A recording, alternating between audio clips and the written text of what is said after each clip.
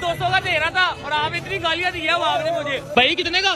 1000 के 3। 1000 के 3 है, ये भी देख लें 1000 के 3। साहब भाई कितने का? कितने का? 500 का तावा। 500 का तावा कितने का? 3.5। हाँ जी 350। 350 का तावा हिसाब लगा लो।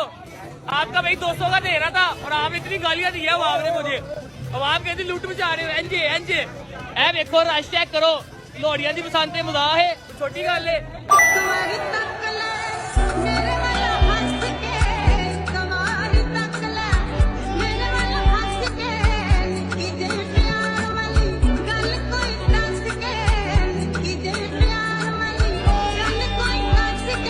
भाईजान कितने का लिया है?